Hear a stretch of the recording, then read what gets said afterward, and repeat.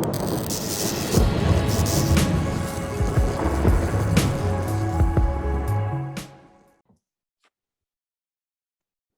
is going on, everybody? You are back on another edition of Ballin Over Beers. I am Justin Dueppengiesser, and I am joined, as always, by my guy, Mr. James Fitch.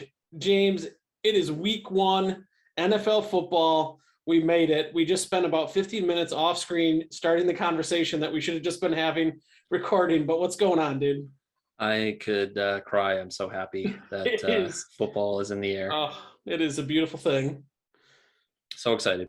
So yeah, I've been just trying to kill time with like Netflix shows and stuff, just waiting for like football to get around. I've watched some pretty good ones. I got recommendations if you need any. Way too late on this, but we just started the Peaky Blinders today. You know, so I watched the first maybe 2 or 3 seasons of it when it first like came out, and then I like just stopped watching it for some reason. But it's really good when I first started watching it. Agreed. I watched me and my wife were watching a documentary called The Kings of Cocaine about these Miami drug dealers on Netflix. Incredible. Just an incredible story. Like the real life documentary stuff is just so wild to me. Like it's wilder than like half the fiction or fake shows that are out there or whatever. Yeah, you should watch Narcos if you find that stuff interesting. Yeah, I watched maybe the first season of Narcos, I think. That was pretty good. But all right, you guys aren't here to talk football. Yeah, you're not here to hear our recommendations on Netflix. Let's talk some football. We're going to be talking some DFS tonight on this show, given some of our favorite plays, kind of how we're going through the thought process for this first week, which is an interesting one. It's always a little different. You're kind of going in, not really knowing too much information, obviously it being the first week of the year, but super excited. Just before we start with the players and stuff, just real quick, do you have any just thoughts in general on DFS of stuff you're trying to do or focus on this year for DFS, whether it's contest selection, whether it's roster building or anything like that? So I think I'm going to try for the most part to focus on small field stuff, probably stuff that's 5,000 and less, and even smaller than that. Last year, I would say I didn't really focus on Draftkings that much. I think you and AK kind of got me into it halfway through the season and didn't really know what I was doing, but I had a decent hit one week, and I think that really put its hooks in me, and yep. Really trying to figure out kind of what I want to focus on. I do think I'm going to play a mix of cash and tournament play. I don't think you and AK really play cash much. But for me, where I find value in that is it's really hard to cash in a tournament, right? And that could be very discouraging to just throw however many lineups you do every week and to just not hit anything, where I think if you play some 50-50s or even some head-to-heads and just get some W's there, one, that can help kind of keep you above water a little bit. You know, you may not necessarily make back what you put in, but it can help minimize some risk. And two, I think it just, for me, I played DraftKings when they started advertising a lot back in like 2015, 2016, and I'd put $20 in and I'd lose it after 2 weeks. And I'd be like, this is stupid, I'm done. And just kind of, you get burnout from it. So I think having some cash lineups in play for me will help reduce or minimize at least some of that burnout. So I think I'm going to probably spend more money on GPPs and tournaments, but I'm going to get some cash play in there too, to, like I said, hopefully minimize some risk and some of that burnout. Yeah, I think that's really good advice. Just kind of understanding who you are and kind of what you like, what's your risk tolerance. And like James is saying there, he has a game plan for him that he's going to try to see if it works out for him. And I think that's important. Everybody should kind of understand, you know, what are you trying to accomplish? And there's AK joining us. What's up, buddy? What's going on? Hey, buddy. We're talking some DFS, but like I was saying, just making sure, you know, you're finding your own kind of gameplay. And I guess my biggest piece of advice, and I learned this, so I've been playing for DFS, golf, and football for a while now. And I at the beginning, I would be listening to all these different podcasts and all these different people. and I'd be like, I would think one thing and they'd say something. I'd be like, oh, well, they know what they're talking about. I got to do this. And then like my guy would hit or something. And then, sometimes they would, sometimes they wouldn't. My biggest thing is if you have a conviction on somebody, play it. Like at the end of the day, like to me, I would much rather like just trust myself and be right or wrong with it than listen to somebody else's advice. We're here to have fun. It's a fun thing for us. We're going to give you what we think is best, but at the end of the day, you got to make the decisions and make your own plays. So if you lose, don't come blaming us. We're not going to take your tears. We don't want them here, but no, we do it for fun. We have a lot of fun with it. And that's kind of what we're here for. So let's jump right into it. We're going to talk about the main slate. So we're not talking, Thursday night football. We're not talking showdown stuff. We're talking the main slate, the Sunday slate and everything. And we're going to start with the quarterback situation. Patrick Mahomes, the most expensive at 8,100. And then it kind of goes down from there with Kyler Murray at 76, Josh Allen 74, Russell Wilson 7,000, all the way down. James, we'll start right with you. Where are you looking for quarterback? Are you thinking you're going to try to pay up for one of these guys? Is there anybody above the 7,000 that you really like? Are you going to be looking elsewhere? Yeah, I would say the top two guys above 7 that I'm looking at would be the top two guys, Mahomes and Murray. I think those are games both with high totals. I think there's great stacking opportunity, and I think both games also provide the ability to have a solid bring back option too. So I'm looking at those two guys primarily at the top.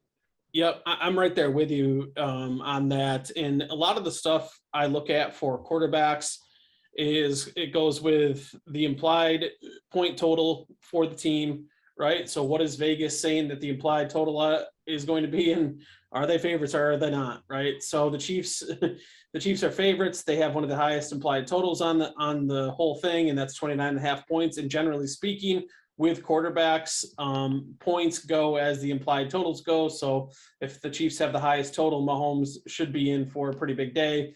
And there's a graph rolling around on Twitter, if you want to go look for it, that talks about performances in week 1 for quarterbacks. And it talks about EPA, which is expected points added per drop back, which is like a more QB metric, not much of like a fantasy metric, but it just shows you QB play basically. And Patrick Mahomes is just so far above everybody else at quarterback in week 1 that it's not even funny. So I'm going to be focused pretty strongly on the Chiefs and the Mahomes stack with the implied total and kind of knowing what they are capable of doing in general. But let's talk about other quarterbacks going down that list. AK, do you have anybody below 7,000 in the mid-range that you're looking at? I like Jalen Hurts a little bit this week. His rushing upside just gives you a nice floor going into the week. And at 6,400, I think it's a good value against an Atlanta defense that you really don't know what you're going to be seeing. And there's a couple little sneaky stacks you could do with, Devonte Smith or even one of the 2 tight ends if you want to pick one of those guys. Yeah, I think Hurts is a nice play as well. What about you, James? You looking at anybody in that mid range? I'm going back to that Cardinals-Titans game. I like Ryan Tannehill, stacking him with both Julio and A.J. Brown, and then possibly, if you can make it work, run it back with a Hopkins or a Rondale Moore, maybe even a Chase Edmonds. So I like his price point there. I do think that game's going to be a shootout. I think both of the secondaries in that game are very poor, and I think we'll see a lot of points. So Tannehill's a guy I look at in that range. Yeah, I like that game quite a bit, and we'll get there in a little bit of why I like that game so much. But that is definitely a game I'm going to be looking to stack. When you go down the board here, I'm really not going to be looking to play anybody below 6,000. I think the last guy that I might actually play this week is Matt Ryan. And that's if I want to kind of differentiate from my Hurt stacks with Philly and get kind of on the opposite side there. I just think that there's going to be such a concentrated target share with Calvin Ridley. I think Kyle Pitts is going to be in there, that you can get those 2 guys with Tannehill, and then maybe some Russell Gage, who is a little bit cheaper. So Matt Ryan is probably going to be the cheapest quarterback that I look at 6,000. AK, are you looking to go below that price at all? Or are you probably going to stick around that too? Or do you have some value plays? Majority of my lineups are going to be of the 6,000 range, but if I am going to drop down, I am intrigued with Jameis Winston. His first game, it's going to be a boom or bust game to really show what the Saints are going to do this year. He could come out and throw 4 touchdowns, or he could come out and throw 4 interceptions. You never know with him. He could do both. He could be 4 touchdowns and 4 picks. 4 and 4. Yeah. There is that distinct possibility with him. Does Sam Darnold do anything for you guys in his revenge game? He's actually a guy I look at. I know it's kind of a risky play, but it's definitely a value play at 5,000, and I think there's a positive correlation with him and a guy like Christian McCaffrey, who could see a lot of receiving work, catch some receiving touchdowns. And then I like a guy like Robbie Anderson or even DJ Moore. And then maybe bringing it back with a Corey Davis on the other side. I think that's kind of a sneaky game to look at. Yeah, I don't think that's a bad play whatsoever, especially with the price discount that you get at the $5,000 mark. And if you believe in Darnold and Joe Brady and the offense with these weapons that they have in Carolina, it's the Jets. They have a new coordinator. Yes, Robert Saleh is a good defensive coordinator, but it's still a brand new defense on a Jets team that they just lost their best pass rusher in Carl Lawson, so they're going to have to find that from that pass rush from somewhere else. They don't have very much talent on that side of the ball. So yeah, I think that's an interesting play for sure. Let's move on to those running backs. And you just mentioned Christian McCaffrey, who is the most expensive on the board at $9,500. And then you have Delvin Cook at $9,100. They're the only 2 guys that are above 9,000. And then you have Derrick Henry, Alvin Kamara, and Jonathan Taylor, which are 8,000, 8,600, and 8,800 respectively. They're the most expensive guys on the slate, but I really do think the guys that I have the most interest in are Christian McCaffrey, just because of the volume. I mean, there's really nothing you can say McCaffrey. If he's healthy, and we've seen it over the years, like he has a chance to get 10 catches. He has a chance to get 20 carries. Like the volume there is just insane. And we just talked about the Jets, and then Delvin Cook against the Bengals. I mean, he seems like he could be in an absolute smash spot with that situation. James, are you looking at kind of the same guys I am, or are you taking anybody above the $8,000 mark, or what are you thinking there? I like the top 2 guys, McCaffrey and Cook, but probably in more cash lineups. When I'm building kind of my tournament GPP lineups, I'm probably all the way down to like the low 6, high 5s range for the type of plays I'm looking at. And I think that's because I'm trying to pay up at quarterback a little bit and some high-end receivers. So guys like Raheem Mostert at 5,800 are kind of where I'm really spending most of my time. But it's tough to, I agree. I think Dalvin Cook and McCaffrey are both in smash spots. So it's tough to really kind of fade those guys. Yeah, there's no doubt. What about you, AK? Are you looking at any of these more expensive type running backs? Or what are you thinking? Derrick Henry seems to be in a pretty good spot against the Cardinals defense. We like that game stack-wise. Is he somebody you're interested in, or is there somebody else up there? I like all 4 of the top 4 guys, even getting down to Kamara. They just cut Latavius Murray. There's the Tony Jones talk, but I think Kamara is going to get a lot of touches that game. Derrick Henry, is going to get his 25 touches. So if you want those guys, the 9,500 is nice, but I think if you pay down a little bit for Kamara at 8,600, you're going to get slightly less volume, but I think it's worth saving the $900.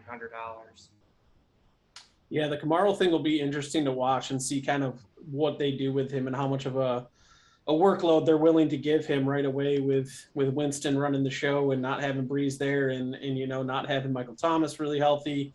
That Latavius Murray. This Saints offense is going to be a pretty new one to watch against Green Bay when we get into Sunday. If we keep looking down the board, the next range starts with Saquon Barkley at 7,800, and it goes all the way down to Myles Gaskin at 6,000 with guys like James Robinson at 64, Aaron Jones at 68, Clyde Edwards-Helaire at 6,600. But my favorite play in this entire range, and I think it might be yours as well, James, is Najee Harris at 6,300 against Buffalo. Yeah, it's definitely a smash spot for me. It's just a volume play. The guy's gonna just. I really do see Pittsburgh. I think I'm higher on Pittsburgh's offense than most. I do think they're going to play a little bit slower this season. I think we're going to see Ben throw a lot less, which I think adds value to a guy like Harris, who's playing against a Bills defense that wasn't great at stopping the run last year. We'll see how kind of they adjust this season, but I think he's going to get a lot of touches. He's going to catch passes, and I think he's in a great spot this week at a great price. And that's kind of where I am with it. Like, to me, and I don't know if you're thinking kind of the same way here, but to me, Najee Harris could get a CMC, Kamara, Henry type workload, Dalvin Cook type workload, except for he's $2,000+ cheaper, right? Is that crazy to think? Yeah, and I think the knock against Harris, the only knock is that offensive line, and I think you can kind of make the argument that Saquon Barkley he's basically been in the same situation, barring injuries. He's put up numbers. Am I or should I compare Najee Harris to Saquon? I don't know, but I think volume is king here in the situation, and that's what you're going to get out of him. I'm right there with you. AK, are you in the same thought process of us, or do you have anybody else in that range that you like? No, Najee Harris is the only guy like in that. I was debating about Joe Mixon a little bit going against Minnesota. Running it back with like Kirk Cousins, Justin Jefferson, but Najee Harris, I think, is the big play in that at 6,300. If we go down to the next level, it is 5,900 and down, and that's Chris Carson starting off that range. Antonio Gibson is also at 5,900. You got guys like Raheem Mostert that you mentioned, James, at 58, Mike Davis at 54, and that range just keeps going all the way down to the bottom. AK, we'll start with you. 59 or lower, who is your guy down here? Who is your favorite play in this range? I really like Melvin Gordon this week. I think he's going to have a good start to the season, playing against a pretty bad Giants defense. And if he can get 1 or 2 goal line touchdowns, I think for that price, you're going to be pretty different than a lot of people playing him. Yeah, I will be one of those people because I cannot get sold on Melvin Gordon for some reason. He is just not somebody that I enjoy playing. I will not be there with you. James, you sell me on somebody else because I can't do Melvin Gordon. I'm looking at a guy like Chase Edmonds. I think there's positive correlation with him and Kyler. If they're down by the goal line, I don't think Edmonds is going to be the guy. I think they're going to kind of switch it up to Connor. And then we also saw Kyler run a bunch of touchdowns when they're down inside of the goal line. So we're kind of relying on him to catch passes and hopefully break one for a touchdown. But I think he's kind of the starting back there. And at 4,600, I really like his price. And I think he's in a good matchup again. We keep talking about that game. I think that's going to be one of the top games to target. So at his price point, I think it's nice to squeeze him in. Yeah, and I think my favorite play down here is Mike Davis at 5,400.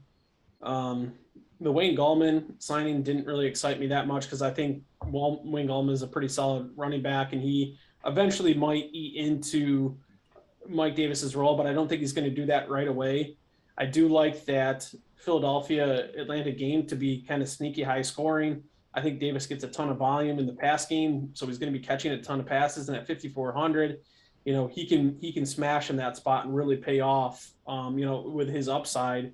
All it takes is maybe 5-6 catches for 80 yards plus, 13 carries and a touchdown. Now all of a sudden you're looking like he's one of the best plays on the board in general. So I'm quite high on Mike Davis at $5,400.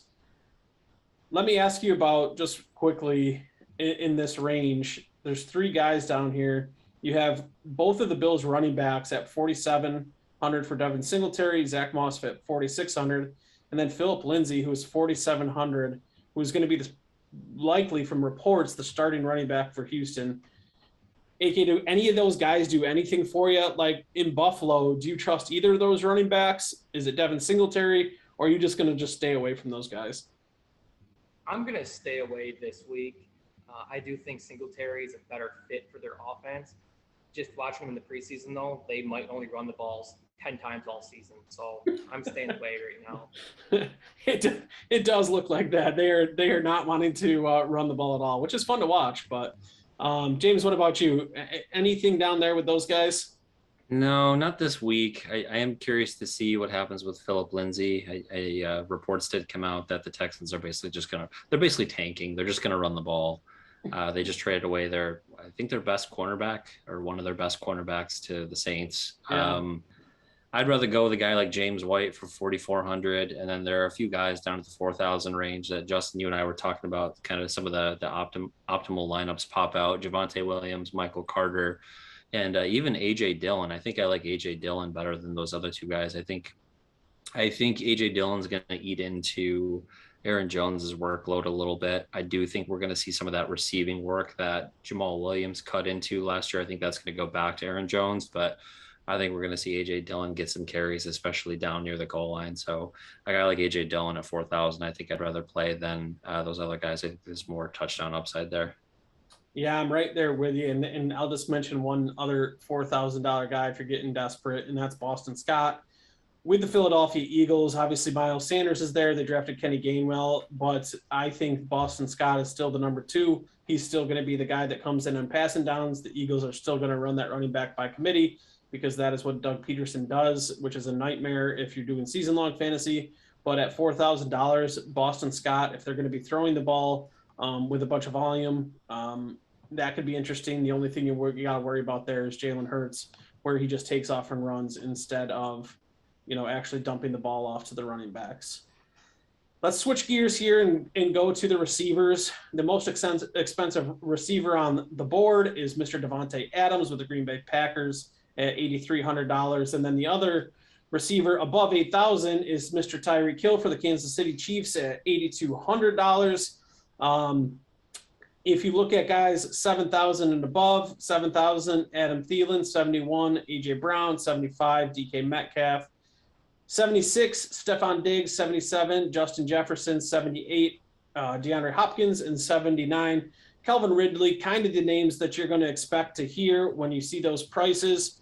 AK, where are you looking for these expensive guys? I like Tyreek Hill and Calvin Ridley. I like Hill just because of the big playability, but I think Ridley's my favorite in all of this just because with Julio gone, they really have no one else. You have Kyle Pitts on his rookie year, so I think this week they're just going to force feed Ridley, and I could see him getting, 14, 15 targets this week. Yeah, I think I like that call quite a bit. James, what about you? I'm on Tyreek. I'm going to stay away from Calvin Ridley. I think I'm not huge on Matt Ryan this week, so unless I'm just kind of fitting Ridley in on his own, I'm probably just going to stay away from there. I think he's a great player, but I'd rather target guys like DeAndre Hopkins that I could stack. AJ Brown, kind of bringing it back in that game like we talked about. Those are probably the 3 in that range that I'm going to be looking at. Yeah, Tyreek Hill is going to be my priority at 8,200. I mentioned how much I love Pat Mahomes, so he will be one of my favorite stacking options. And then, if I'm looking for a one-off type guy, I'm going to look to Devonte Adams, actually. I want to pay up for that volume. I don't think I'm going to stack too many of the Packers stuffs, but as a one-off guy by himself, I like Adams quite a bit. In the next range, from $6,900 down to $6,000, you start with Keenan Allen at $69, and it goes all the way down to Jarvis Landry at 6,000. This is a range that I'm not actually too keen on, and I'm not even sure, if I'll be looking to anybody in this range. James, do you have anybody in this range that you like? No, there's a lot of great names in there, right? Yeah. But it's hard because I don't project. I think that Colts Seattle game is going to be on the lower scoring side, so it's tough to squeeze in Metcalf and Lockett. Julio is a guy that I like. That's in that range because I like that game. I think Pittsburgh is going to be running the ball a lot, so I don't like any of those guys. And Landry maybe to run it back with the Chiefs stack, but outside of that, there's a lot of just uncertainty there for me. It's a week where it makes sense to pay up. at the receiver position. That's how I feel, and I wonder if that's how a lot of people are going to feel. So it's like, okay, is that the range that is going to be the key to like unlocking the Millie Maker, where it's going to be like a 2% owned Terry McLaurin that goes off for like 170 and 3 touchdowns or something, and wins you the Millie. But let's go down to the next range, and AK, we'll start with you. Deebo Samuel at 5,900, and that's all the way down to 5,000 with Visca Chenault. I know we got a couple of your Bengal boys in there, like Tyler Boyd at 5,200. What are you looking like in this range, this 5,000 to 5,900 range? I actually like towards the very bottom, Jacoby Myers. I think that he fits that style of offense perfectly, and I think he's going to be like the next Julian Edelman there. And they're going to want to keep nice, simple, safe souls for Mac Jones. So I think Jacoby Myers could have a lot of receptions this week. My dynasty team likes that. James, what about you? Who are you liking in this range? I like Boyd a lot in this range. With Jamar Chase's, I think, preseason struggles, I think we may see Boyd leaned on a little bit. I do think Jamar Chase is going to bounce back, but I think he's just going to be eased into it. And I like Boyd's price point and just opportunity to catch passes in the slot in a full PPR format. So I like his price, and he's a guy that I'm going to look to squeeze in. Yeah, I like him as well in this range. If we keep going down, we start with $4,900 Curtis Samuel, who we're recording this on a Wednesday evening. He hurt his groin again in practice, so I don't even know if he'll be available to play. But to keep going down all the way to the $4,000 range, that range starts with Travis Fulgham. You got some pretty interesting names in here, and the first name in that price range at $4,900 is Mr. Corey Davis. And I like him quite a bit this week. He is somebody that I don't think I will be stacking, but as a one-off at $4,900, you saw in the preseason, he is the clear number one with the Jets. Him and Zach Wilson look pretty good together. He's going over to a Carolina defense that isn't great in the secondary. They have some young guys in the secondary. So I think that Corey Davis is very underpriced in this slate. James, what about you? Yep, I love him. I talked about him earlier when I was talking about the crazy idea of stacking Darnold with some of the pass catchers and McCaffrey there in Carolina, and then kind of using him as a bring back. I think that's a solid option. In that range too, a guy I like is Jerry Jeudy, who's I think his price point at 4,800 is really low. I don't know if that's because Cortland Sutton's back, if it's because it's a low scoring total projection, but he's the guy that led the league or was up there in the league in air yards. And there's reports that him and Teddy Bridgewater have had some good rapport and good connections in preseason. So he's a guy that I like. I like Jeudy in general this year. I think for a big breakout year, he dropped a ton of passes last year, and he's just not going to do that again this year. So I'm looking for a sophomore breakout year for him. AK, what about you in this 4,900, 4,000 range, or if you have anybody just in general towards the bottom here as a value? I like a lot of guys for one-offs this week, especially this cheap. I was going to talk about Jeudy, but you guys kind of covered all the bases with him. But if you go all the way down to 3,400, I like Marquez Callaway for the Saints. He's looked really good in the preseason, and he's probably their best receiver, and Winston has to throw the ball to someone. So if you need a cheap play at 3,400, I think he's a pretty viable option for you there. Yep, I do like that call with Callaway.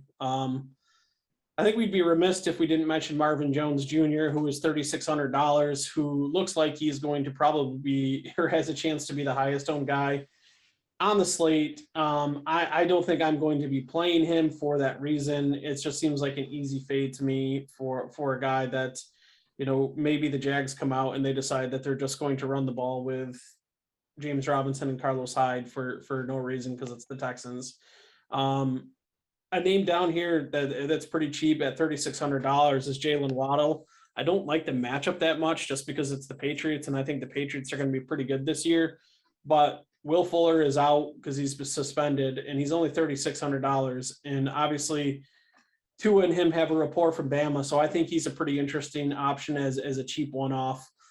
James, do you have anybody else that's super value down here? Yeah, I'm gonna go even lower. Like guys like Rondale Moore. Again, I like that game. Basically, the rookies all seem to be priced at that 3,000 tier. Terrence Marshall, Amon-Ra St. Brown, even De'Ami Brown. We were talking about, Justin, with the news that Curtis Samuel is probably not going to be playing. I think De'Ami Brown is, a good contrarian play. He's somebody you can plug into your lineup. I think and gain some leverage on the field. So I think at that price point, he's a guy I may look at too. Absolutely. AK, before we jump to tight ends, any other super values down there that you like? Not really. James touched on some of the other guys, but not much for down in that range. Okay, let's jump to tight ends then. And tight ends this week, I'm going to keep it pretty much really simple. I'm either going to play Travis Kelce and George Kittle, or I'm going to pay all the way down to $2,500 and I'm going to play Tyler Kroft. James, what about you? Yeah, it's hard not to just pay up and take Kelce and Kittle. I'm usually a punt at tight end type of player, but this week it makes sense for those guys. Kyle Pitts is a decent play at 4,400. I'm trying to think. I may take a flyer on a guy like Dawson Knox. Other than that, there's not really anybody else that interests me. No, AK, what about you? I'm paying up for Kelce, or I'm actually gonna pay a little bit more than 2,500 and pay for just 2,900 for Mo Alley Cox. I think he could have a decent season, and if you're paying down, might as well take a different flyer than other people. So. Yeah, tight end's such a crapshoot. I hate it every year. It's the worst. They're like kickers at this point. Just ban them. Defenses, everybody's favorite. I'm gonna just basically my rule of thumb is I put everybody else in and then I figure out what fits. After that, just looking at it, quickly, Washington football team at 3,200 seems like a pretty nice value. So do the Broncos at 3,300 going against Daniel Jones. Daniel Jones turns over the ball more than anybody in the NFL. That's probably where I'll look. What about you, James? Yeah, I mean, Denver, if I'm going to pay up, that's probably as high as I'm going to go. I think that's a smash play. Most of the lineups I'm building require me to fit in a team like Indianapolis. I'd even consider going as low as Atlanta. We never know what Jalen Hurts is going to show up, what he's going to do. So at 2,000, I think that's a decent play. Yeah. What about you, AK? I'm in the same boat as you, Justin. This is my last team, so depending on what it is, I don't really care about defenses. You can't predict them, and I think they should get out of fantasy sports. Love it. I love it. The one thing I will say is the Titans at $2,300. Last year, Kyler Murray took a ton of sacks, even though he runs around. That game is going to be fast paced. There's going to be a lot of passes. So I don't hate that as a punt either. Last thing we'll talk about is just kind of some favorite stacks. I think that my three favorite stacks which we've kind of touched on already is the Cardinals and the Titans, the Chiefs and the Browns, and then I think the Falcons and the Eagles. And a lot of that just goes back to the pace of play. A lot of those teams are fast. The Titans and the Cardinals are just a huge pace of play game. The Chiefs have the highest total implied total, so I like that quite a bit. And then the Falcons and the Eagles have a good pace of play, and I like the stacking options quite a bit in those games too.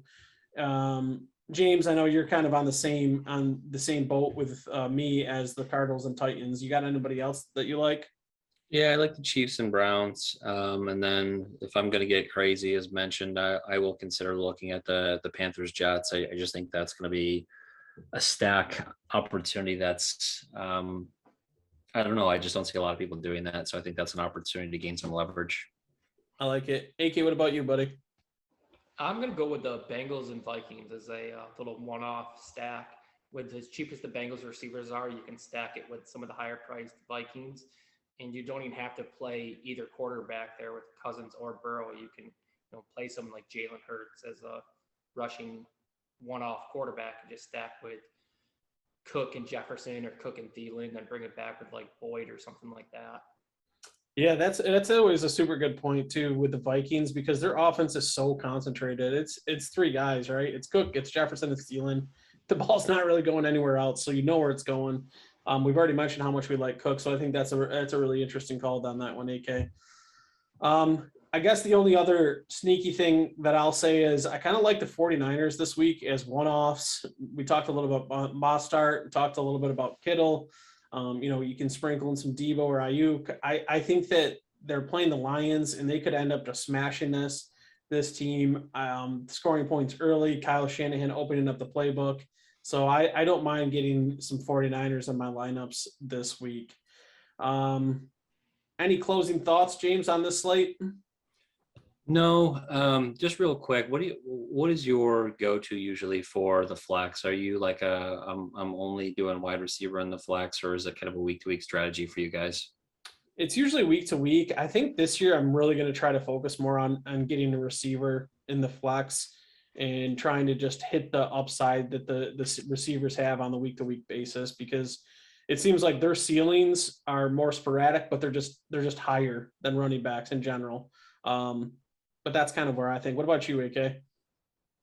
I don't really focus on that. The main thing I look at is make sure I have a 4:00 game in the flex and try to get the most expensive player in the 4:00 in the flex, because if you're having a good day, you can put someone safer in there to stay in the money. And if you are way out of it, change it out at 3:30 and put in a crazy long shot and try to turn your week around with just one guy. And I think that's great advice there. You utilize the late swap. I don't do it enough. So that is a great reminder and a great way to end the show.